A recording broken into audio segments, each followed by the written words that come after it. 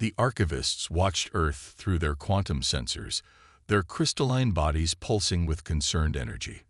For centuries, they had observed humanity from their cloaked stations in the Kuiper Belt, documenting every technological advancement, every cultural shift, every war and peace. But now, something had changed. They've done it again. First Archivist Zenith announced to the Council, his crystalline form projecting data streams into the chamber's neural network. Third breakthrough this solar cycle. This species isn't following any known development pattern. The Council chamber, carved from a single asteroid and lined with quantum computers, hummed with uneasy energy. The archivists had guided thousands of civilizations across the galaxy, shepherding them along the prescribed paths of technological and social development. But humans were different. "Show us," commanded Elder Vex, her ancient crystal matrix flickering with millions of years of accumulated knowledge. Zenith projected a hologram of a small laboratory in Seoul. Inside, Dr. Sarah Chen worked tirelessly on what appeared to be a primitive quantum computer. But as the archivists watched, she did something impossible. She merged classical and quantum computing in a way their simulations had predicted wouldn't be viable for another century. "This shouldn't be possible," Zenith continued. "They're working with rudimentary tools, limited understanding of quantum mechanics, and yet," he displayed another projection, this time of a garage in Lagos where a teenager had inadvertently created a miniature gravitational field while experimenting with salvaged electronics. Elder Vex's crystalline form darkened with concern. "They're advancing too quickly, too chaotically. The pattern must be maintained." The pattern. The carefully structured progression of technological advancement that the archivists had enforced across the galaxy for millions of years. It was their religion, their science, their purpose. No civilization had ever deviated from it. Until now. "We have three options," Zenith stated. "We can continue observation. We can initiate contact and attempt to guide them, or we can implement containment protocols." The chamber fell silent. Containment protocols hadn't been used in over 10,000 years, not since the Proxima incident. The mere suggestion sent ripples of discomfort through the assembled archivists. "Show us their potential trajectory," Elder Vex commanded. Zenith projected a series of probability streams. Most civilizations showed linear progression, neat and orderly. Humanity's future was a chaotic web of possibilities, branching and recombining in unpredictable patterns. But most alarming was the speed. In every projection, they advanced faster than any species the archivists had ever encountered. "If they continue at this rate," Zenith explained, "they'll achieve Type Io civilization status within 3 centuries. Unguided, uncontrolled advancement." "Impossible," another council member interjected. "The pattern requires at least 2,000 years for Type Io advancement. The societal structures wouldn't be stable otherwise." But the data didn't lie. Humans were breaking all the rules, defying all predictions. Their chaotic innovation, their ability to make intuitive leaps, their habit of succeeding despite their limitations, it all added up to something the archivists had never seen before. "We must intervene," Elder Vex declared. "Initiate contact protocols. We will guide them back to the pattern." Zenith's form pulsed with hesitation. "There's something else," he said, projecting one final dataset. "We've detected anomalies in their neural patterns. Their minds, they don't process information like other sentients. They make connections that shouldn't be possible, see patterns that shouldn't be visible to their level of development." "All the more reason to act now," Elder Vex decided. "Prepare the contact fleet. We will show them the proper path." As the council chamber emptied, Zenith remained, studying the hologram of Dr. Chen's laboratory. She had just made another impossible breakthrough, combining technologies in ways that defied the pattern. For the first time in his 5,000 years as first archivist, Zenith felt something new: doubt. In her lab, unaware of the attention she'd drawn, Dr. Chen celebrated her success with a cup of cold coffee. Her quantum classical hybrid processor had just achieved stability, decades ahead of what conventional wisdom said was possible. She had no way of knowing that her achievement had just set in motion events that would change the course of human history. The archivists were coming to save humanity from itself, to impose order on chaos, to guide them back to the pattern. But they had failed to ask one crucial question. What if chaos was humanity's greatest strength? In the depths of space, the contact fleet began to assemble. Crystal ships, each the size of a small city, emerged from their dimensional pockets. The archivists were about to learn that some patterns were meant to be broken, and that not all knowledge came with a price they were prepared to pay. Admiral Helena Rodriguez stood at the United Nations podium, her weathered hands gripping its edges as she addressed the emergency session.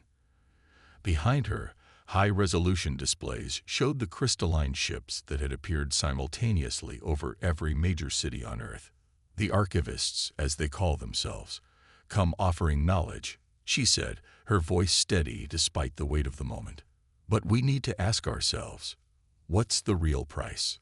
3 weeks had passed since first contact. The crystal ships had emerged from dimensional pockets in Earth's orbit, their arrival precisely calculated to demonstrate both their technological superiority and their absolute control. Their message had been simple. They were here to guide humanity along the proper path of development. In a secure laboratory beneath Geneva, Dr. Sarah Chen studied the gift the archivists had presented to humanity, a quantum educational matrix that supposedly contained basic scientific knowledge. But something about the device bothered her. Run the analysis again, she told her team, watching as the matrix pulsed with soft blue light.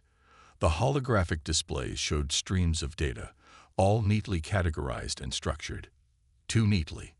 Dr. Chen called out Dr. Marcus Webb, her quantum mechanics specialist. I found something odd in the wave functions. The information, it's not just data. It's reshaping the neural patterns of anyone who interfaces with it. Chen's suspicions deepened. She'd been right to insist on studying the device before allowing widespread access. Show me. The data was subtle but undeniable. The quantum matrix wasn't just teaching. It was rewiring human minds to think in more linear, predictable patterns. To follow the pattern, as the archivists called it. Meanwhile, in Lagos, 17-year-old Adebayo Bay Okafor worked in his garage laboratory, surrounded by salvaged electronics and hidden from the ever-present crystal drones that patrolled the skies. His previous experiments with gravitational fields had drawn the archivists' attention, but they'd dismissed his work as a fluke, impossible for his level of development. Their mistake. They had discovered something crucial about the archivist's technology.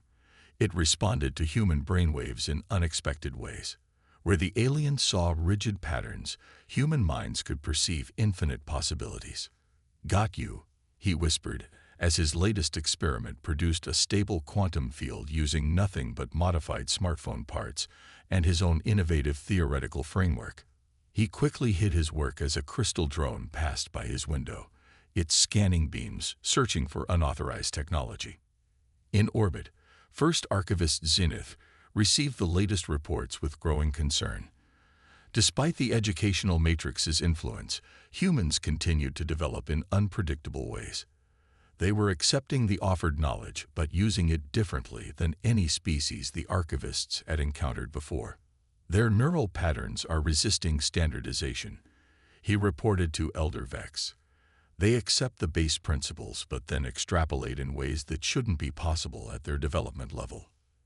Increase the matrix's influence, Elder Vex commanded. They must be shown the proper path. But Zenith had begun to see something his fellow archivists missed. Humanity's chaotic innovation wasn't a flaw. It was an evolutionary advantage. Every attempt to impose order just led to new forms of creative problem-solving. Back in Geneva, Dr. Chen made a breakthrough. The Matrix isn't just teaching us their science, she explained to Admiral Rodriguez over a quantum-encrypted channel. It's trying to make us think like them. But in doing so, it's revealing how their technology actually works. Rodriguez leaned forward. Can we use this? Better. Chen smiled.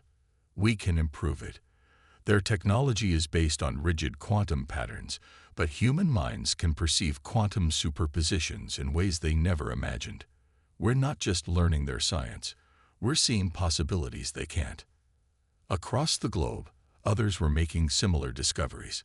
In Bangalore, a team of programmers found ways to modify crystal tech using human thought patterns. In Moscow, researchers discovered that human emotion could amplify quantum effects in ways the archivists' pure logic couldn't achieve.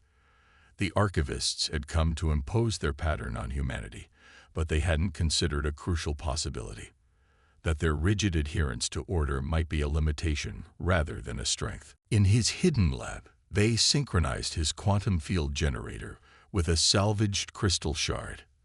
The results exceeded even his wildest expectations. "We need to show them," he told Dr. Chen over their secure channel.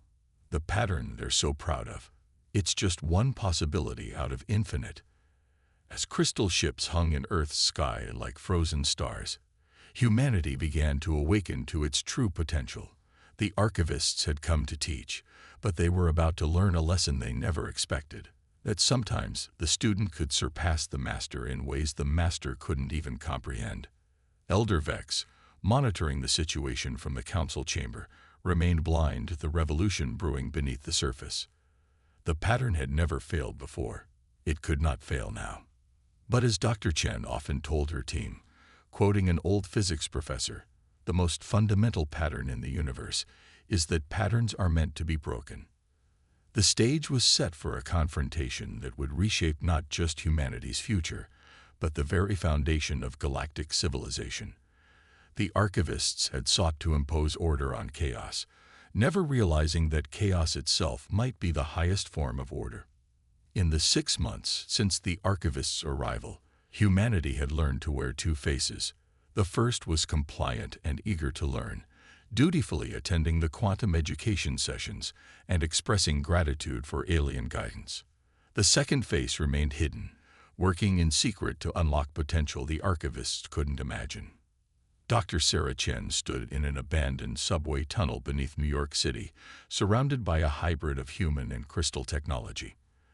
The makeshift laboratory hummed with energy that the archivists' sensors couldn't detect, thanks to Bay's breakthrough in quantum field manipulation. "Show me what you've got," she told the assembled team of scientists and hackers from around the world, each chosen for their ability to think beyond conventional limits. Bay, now recognized as a prodigy in crystal tech adaptation, stepped forward. "Watch this," he said, placing a modified crystal shard into a neural interface of his own design. The crystal glowed not with the usual blue light of archivist technology, but with a swirling rainbow of colors that responded to human thought patterns. "Their technology isn't just programmable," he explained, his young face lit by the crystal's glow. "It's alive. They'd been using it like a computer, but it's more like a musical instrument. It resonates with consciousness itself." In orbit, first archivist Zenith noticed concerning anomalies in the global quantum field. Subtle disturbances that shouldn't be possible at humanity's level of development rippled through the pattern. But every time he dispatched observers to investigate, they found nothing out of compliance. "The humans are progressing exactly as expected," reported one crystal drone. "Their neural patterns show increasing alignment with standard development protocols." But Zenith had spent too long watching humanity to believe in such perfect compliance. They were hiding something. But how? The answer lay in humanity's greatest strength, their ability to imagine what had never been. While the archivists searched for deviations from known patterns, humans were creating entirely new ones that the aliens couldn't even perceive. Admiral Rodriguez coordinated the global resistance from a quantum-shielded chamber in the Andes. Report from Moscow, she announced to her holographic audience of military and scientific leaders. "They've successfully replicated Bay's neural interface. Beijing and Tel Aviv report similar success." Dr. Chen nodded. "The network is growing. Every time someone uses our modified crystals, they discover new possibilities. We're not just learning their technology, we're evolving it." But not everything was proceeding smoothly. In London, a research team's unauthorized experiments had drawn attention. Crystal ships descended from orbit, their scanning beams probing for signs of deviation from the pattern. Containment protocols initiated, announced Elder Vex from the council chamber. This sector shows troubling signs of irregular development. The humans were ready. As the crystal ships approached, the London team activated Bay's quantum field generators. To the archivist's sensors, the facility appeared to be conducting normal, approved research. The ships departed, never realizing that beneath the fabricated readings, breakthroughs were being made that would shake the foundation of their civilization. But the close call highlighted the rising stakes. "We need to move faster," Rodriguez insisted during an emergency meeting. "They're getting suspicious, and we're running out of time." She was right. The archivists had begun the second phase of their guidance program. New crystal ships arrived daily, carrying more advanced educational matrices. But these weren't just teaching tools. They were mental programming devices designed to reshape human consciousness to fit the pattern. "They want to change what we are," Dr. Chen explained to a gathered resistance cell. "Make us think like them, see the universe through their rigid framework. But they don't understand our chaos, our creativity, our ability to see beyond the obvious. That's not our weakness. It's our strength." In his hidden garage lab, Bay made another breakthrough. Working with a team of quantum physicists and neuroscientists, he discovered the human emotion. Something the archivists saw as a primitive trait to be overcome could amplify crystal technology in unprecedented ways. "Look at this," he told Dr. Chen over their secure channel. He placed a hand on a crystal shard and let his mind wander, thinking about his mother's smile, his father's encouragement, his dreams of the stars. The crystal didn't just glow, it sang, creating harmonics in the quantum field that the archivist's instruments registered as natural phenomena. "They've never seen anything like this," he said, eyes shining with discovery. "They'd been using these crystals for millions of years, but they've never really understood them. They're not just tools, they're bridges between consciousness and reality." The implications were staggering. Humanity wasn't just learning to use archivist technology. They were forming a deeper connection with it than its creators had ever achieved. Every human who interfaced with the modified crystals brought their unique perspective, their dreams and fears and hopes, creating a symphony of possibility that the archivist's rigid patterns couldn't comprehend. But time was running out. The Council had noticed enough discrepancies to increase surveillance. More crystal ships arrived daily, their presence a constant reminder of the power imbalance between the species. "We need to be ready," Rodriguez told her global network of resistance leaders. "The moment they realize what we've really achieved, they'll move to shut us down completely." What the archivists failed to understand was that humanity was no longer the primitive species they'd discovered months ago. With each passing day, more humans learned to see beyond the pattern, to touch the true potential of crystal technology. The archivists had sought to impose order on chaos, never realizing that the chaos held a deeper order of its own. In the council chamber, Elder Vex received another report of anomalous readings from Earth. "Increase surveillance," she commanded. "The pattern must be maintained." But patterns, like rules, were made to be broken, and humanity was about to shatter them all. The crystal ships appeared without warning, emerging from dimensional pockets above every major human research facility. Elder Vex had finally lost patience with humanity's subtle deviations from the pattern. The time had come for stricter measures. But humanity was ready. In her underground lab, Dr. Chen received the alert from Admiral Rodriguez's Global Defense Network. "They're moving," she announced to her team. "Execute Protocol Omega." Around the world, hidden quantum field generators activated simultaneously. The modified crystal technology that humanity had been developing in secret came online, creating a web of consciousness-enhanced energy that encompassed the entire planet. In orbit, First Archivist Zenith watched in disbelief as his sensors registered impossible readings. The quantum field surrounding Earth was transforming. taking on patterns that violated every principle of the archivist's understanding. "What is this?" Elder Vex demanded, her crystalline form pulsing with agitation. "Their technology is primitive. They cannot have this level of quantum control." Bay stood in his garage lab, now transformed into a control center for West African defense operations. His modified crystal interface showed him everything: the archivists' ships, their weapons charging, their attempts to impose order on the chaotic human quantum field. "They still don't understand," he said to his team. "They're looking for patterns they recognize, but we're not playing by their rules anymore."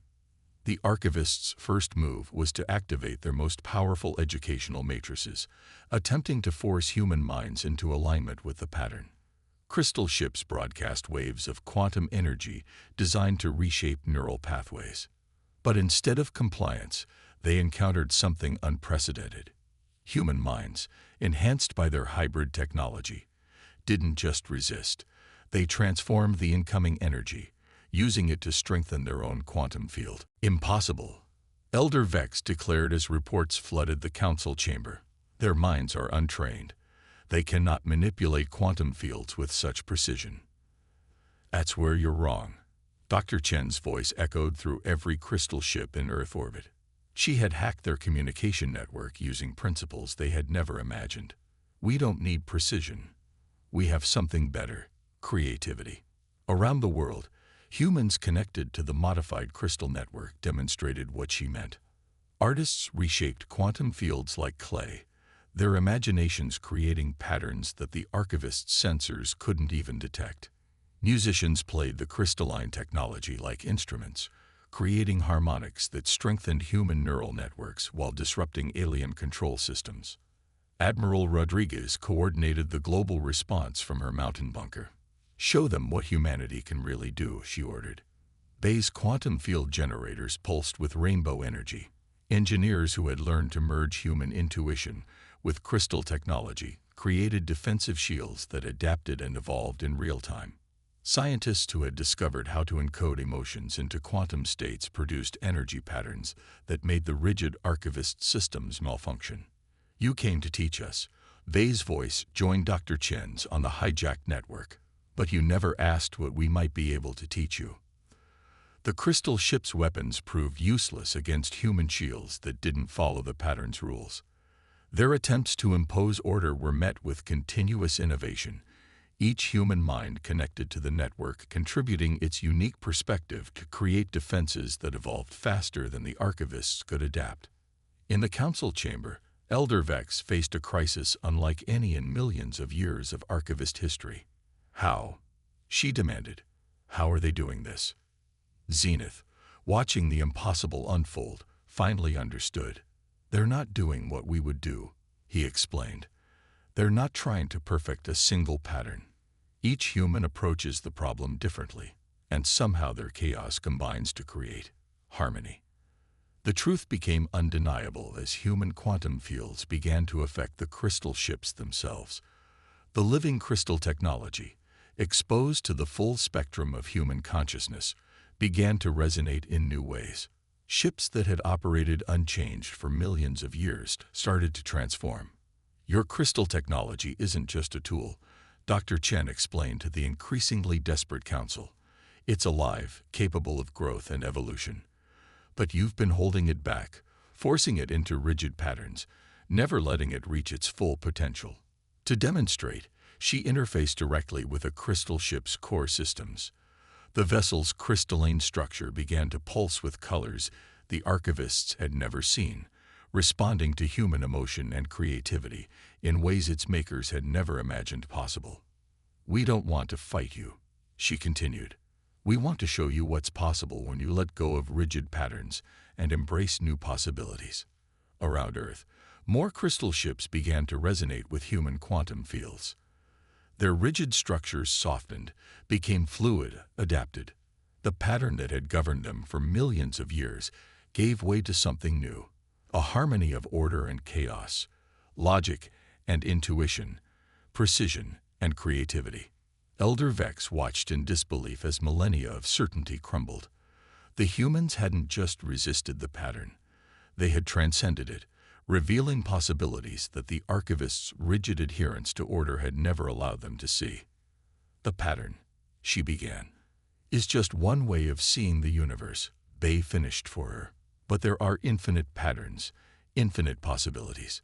You've been looking at the same one for so long, you forgot to look for others.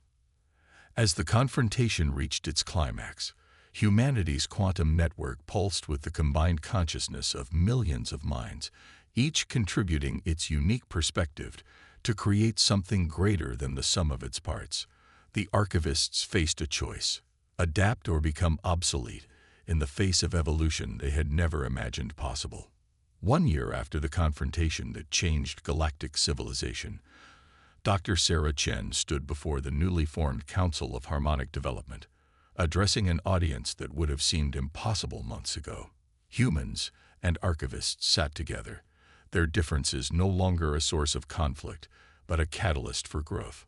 "We stand at the beginning of a new era," she said, her words translated by the evolved crystal technology that now served as a bridge between species, not as teachers and students, but as partners in exploration. The chamber itself reflected the change that had swept through both civilizations. Living crystal walls pulsed with colors that responded to the emotions and thoughts of all present, creating a symphony of consciousness that the old pattern could never have predicted. First Archivist Zenith, who had been among the first to understand the true significance of human potential, gestured with his crystalline form. Above the chamber, a hologram displayed the transformation spreading through the galaxy. The rigid structures of archivist technology were evolving, influenced by human creativity and emotion. "For millions of years, we thought we were preserving knowledge," he admitted. "Instead, we were limiting it. The pattern we followed so faithfully was just one note in an infinite symphony." Bay, now head of Earth's Crystal Integration Institute, demonstrated the truth of these words. Using the neural interface he had pioneered, he connected with the chamber's crystal matrix. The entire room transformed, becoming a living demonstration of how human imagination could work in harmony with archivist precision. "Every mind perceives reality differently," he explained, his young face alight with the joy of discovery. "When we combine these perspectives instead of enforcing a single view, we create something greater than either of us could achieve alone." Admiral Rodriguez, who had coordinated humanity's defense during the crisis, now led efforts to integrate human and archivist space exploration technologies. "Our chaos and your order," she told the assembled council. "They're not opposing forces. They're complementary aspects of the same reality." The evidence of this new understanding was everywhere. Crystal ships no longer served as mere vessels. They had become living partners in exploration, their structures adapting and evolving in response to the needs and ideas of their crews. Human emotion and creativity had awakened possibilities in the living crystal technology that the archivists had never imagined, while archivist precision helped channel and focus these new capabilities. Elder Vex, who had once sought to force humanity into the pattern, had undergone perhaps the most dramatic transformation. Her crystalline form now shimmered with ever-changing colors, embracing the chaos she had once feared. "We thought we were complete," she addressed her fellow archivists. "We thought our millions of years of accumulated knowledge represented the peak of possible development. The humans showed us that true wisdom lies not in perfecting a single pattern, but in the endless dance of evolution and change." In universities and research centers across Earth and throughout archivist space, the two species work together to explore the true potential of crystal technology. Human scientists learned to appreciate the beauty of precise patterns, while archivist scholars discovered the power of intuitive leaps and emotional resonance. But perhaps the most profound change was in how both species had come to view the universe itself. The rigid hierarchy of technological development that had governed galactic civilization for millions of years gave way to something more organic, more alive. "Look at this," Dr. Chen said, displaying her latest research results. The data showed how human consciousness, when merged with crystal technology, could perceive and interact with quantum fields in ways that defied traditional physics. We're not just using technology anymore. We're growing with it, evolving together. HFY's network of quantum field generators, once hidden in secret labs and garages, had evolved into a global consciousness network. Through it, humans could share not just thoughts but experiences, dreams, and possibilities. The archivists, learning from humanity's example, had begun to explore their own capacity for emotional connection and creative thinking. We offered to guide humanity along the proper path, Zenith reflected, never realizing that there is no single proper path. The universe is not a pattern to be followed, but a dance to be joined. As if in response to his words, the crystal chamber resonated with the combined consciousness of all present.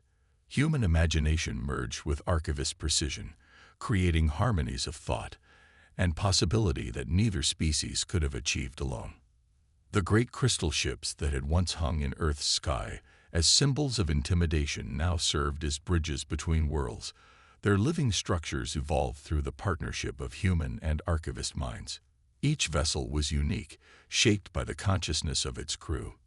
Yet all worked together in a greater harmony. This is just the beginning, Dr. Chen concluded her address. We've learned that true advancement doesn't come from following a predetermined path, but from being open to all possibilities. The pattern isn't gone. It's grown into something greater, a framework that embraces both order and chaos, precision and creativity, tradition and innovation. As she spoke, the chamber's crystals pulsed with the combined hope and determination of both species. The future that stretched before them was no longer a rigid path, but an infinite field of possibility, waiting to be explored by minds working in harmony. The universe, they had all learned, was far more wonderful and strange than either humans or archivists had imagined. And they would explore it together, not as teacher and student, but as partners in an endless dance of discovery and growth.